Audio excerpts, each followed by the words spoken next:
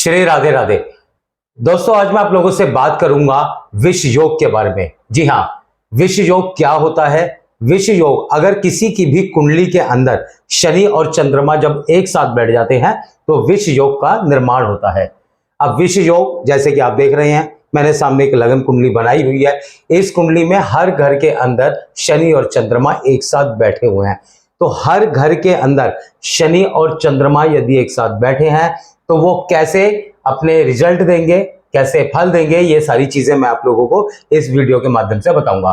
लेकिन मैं आप लोगों को यह भी बता देना चाहता हूं कि विष योग जो शनि और चंद्रमा की वजह से बनता है, उससे नुकसान क्या होता है। उससे नुकसान ये होता है कि जिस व्यक्ति की कुंडली में ये योग बन जाता है वो व्यक्ति जीवन भर परेशान रहता है, उसे कोई भी सुख सुविधा नहीं मिलती है, वो हर तरह से परेशान रहता है। मतलब कि कुल मिला के जो उसकी किस्मत होती है, जो भाग्य होता है, वो भी उसका साथ नहीं देता। तो शनि चंद्रमा, जैसे कि ये आपने कुंडली देखी है सामने आपके, ये इसके अंदर 12 घर बने हुए हैं और हर घर के अंदर शनि चंद्रमा मैंने लिख दिया है। तो हर किसी व्यक्ति की कुंडली के अंदर जो भाव, घर, हाउस या हम बोलते हैं खाना, वो यही होता है। जैसे कि ये पहला खाना है, इसको हम भाव, घर, खाना सब बोलते हैं।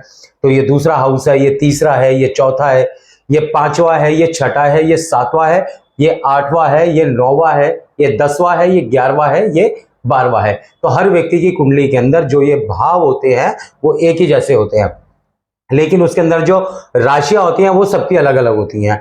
जैसे कि मैंने ये कालपुरुष की कुंडली बना दी है, तो इसमें जैसे कि पहले घर में जो मैंने आपको बताया कि हर व्यक्ति की कुंडली में यही पहला घर होगा, लेकिन इसके अंदर जो नंबर होगा वो नंबर हमेशा राशि होती है। तो हर व्यक्ति की कुंडली के अंदर ये राशियां अलग अलग होती हैं। ये मैंने एग्जाम्पल के तौर पर राशियां लिख दी हैं।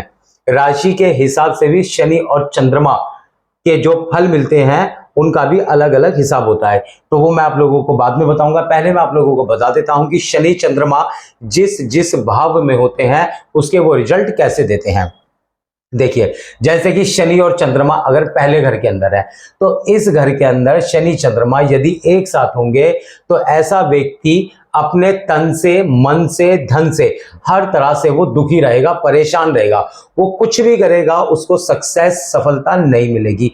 ऐसा पहले भाव से देखा जाता है। तो यहां पर शनि चंद्रमा की युति अच्छी नहीं मानी जाती। उसके बाद मैं आपको बताता हूं, शनि चंद्रमा की युति जब सेकंड हाउस में, दूसरे घर में होती है तो यहां पर आदमी को पूरे जीवन पैसे की परेशानी का सामना करना पड़ता है। वो किसी भी प्रकार से अगर पैसे कमाता है तो वो पैसे खत्म हो जाते हैं या वो पैसे कमा ही नहीं पाता। मतलब वो हर कोशिश कर लेता है लेकिन वो धन कमाने में कामयाब कभी नहीं हो पाता, क्योंकि सेकंड हाउस जो है वो हमारी सेविंग का है, धन का है। तो इसीलिए शनि चंद्रमा जिस भाव में होंगे, जिस भाव का वो कारक होगा, जैसे कि इस भाव का कारक धन है, तो धन के मामले में वो व्यक्ति हमेशा परेशान ही रहेगा। अब इसके बाद हम बात करते हैं शनि चंद्रमा की युति के तीसरे घर के बारे में।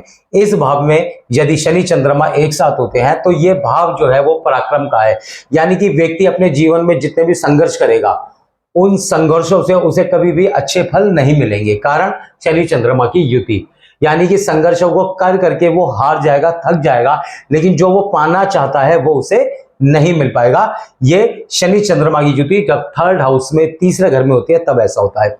अब उसके बाद मैं आपको बताता हूं, शनि चंद्रमा यदि चौथे हाउस में होता है तो यहां पर व्यक्ति को या तो अपनी मां का सुख नहीं मिलता, या उसकी मां बीमार रहती है, या जितनी भी भौतिक सुविधाएं होती हैं जिसको हम लग्जरी सिस्टम बोलते हैं, जैसे कि घर, गाड़ी, वाहन, जितनी भी भौतिक सुविधाएं होती हैं वो उस व्यक्ति को नहीं मिल पाती है।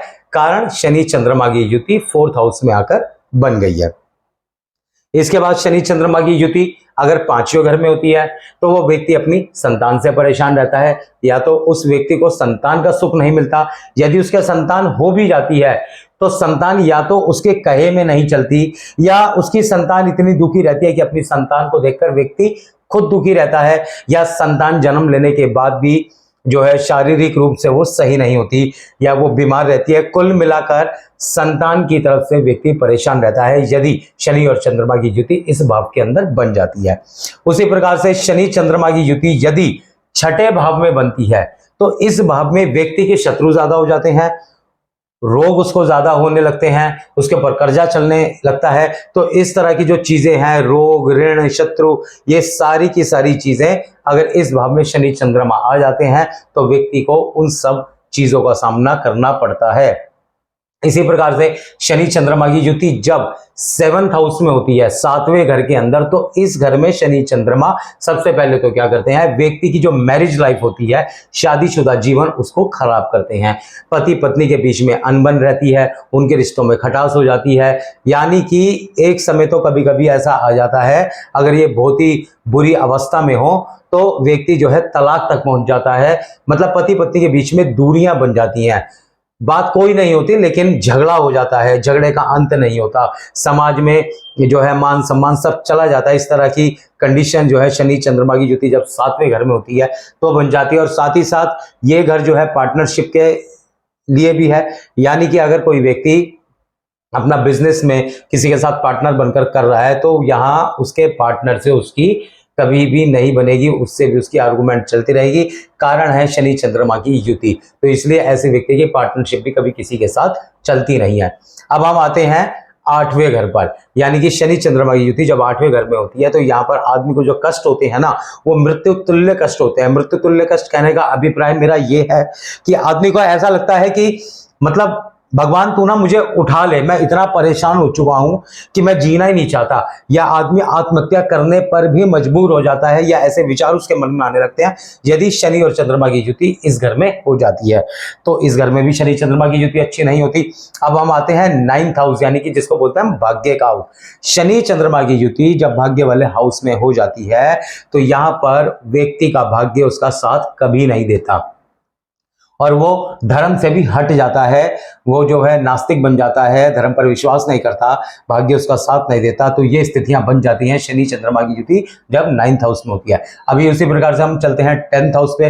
10th हाउस में शनि चंद्रमा की युति बनने से आदमी कोई भी व्यापार करता है, कोई भी नौकरी करता है, जॉब करता है, कुछ भी वो करता है, उस व्यक्ति का कोई भी काम बनता नहीं है। वो काम में दिन रात मेहनत करते रहता है लेकिन उसके अच्छे परिणाम उसको नहीं मिलते। कारण शनि चंद्रमा की युति 10th हाउस में बन गई है। उसी प्रकार से 11th हाउस, शनि चंद्रमा की युति यदि 11th हाउस में बन जाती है, 11वें हाउस में बन जाती है, तो यहाँ पर शनि चंद्रमा उसकी मन की इच्छाओं को कभी पूरा ही नहीं होने देता।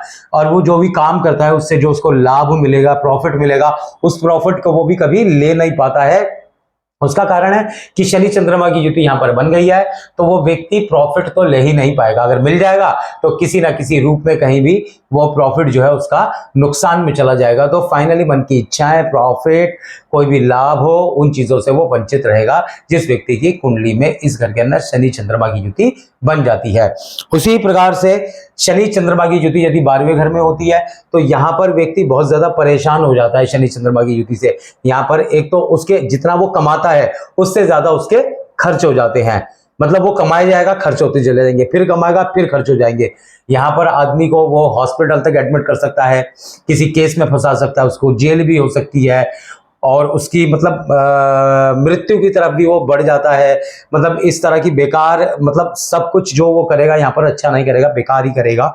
तो शनि चंद्रमा की युति इस घर में भी अच्छी नहीं होती। ये तो मैंने साधारण तौर पर आप लोगों को बता दिया कि कुंडली के अंदर इन 12 के 12 घरों के अंदर शनि चंद्रमा कहीं भी एक साथ बैठे हो, मेरी बात ध्यान से सुनिए, शनि चंद्रमा यदि एक साथ बैठे हैं तो वो व्यक्ति के जीवन में परेशानियां ही लाएंगे, परेशानी के अलावा वो कुछ नहीं लाएगा। अब शनि और चंद्रमा के जो उपाय हैं वो मैं आप लोगों को बता देता हूं, जिससे कि अगर किसी की कुंडली में ये दोष बन जाता है तो उसको इन परेशानियों से मुक्ति मिल जाए, शांति मिल जाए। तो सबसे पहला उपाय तो यह है कि उस व्यक्ति को शनि और चंद्रमा के जाप कराने चाहिए विधि पूर्वक, और साथ ही साथ उसको हवन भी कराना चाहिए। और यह युति तब ज्यादा परेशान करती है जब व्यक्ति के ऊपर शनि या चंद्रमा की महादशा चल रही हो या शनि या चंद्रमा की अंतरदशा चल रही हो। शनि और चंद्रमा की महादशा और अंतरदशा जब एक साथ चलती है तो आदमी उस समय इस दोष की वजह से ज्यादा परेशान हो जाता है।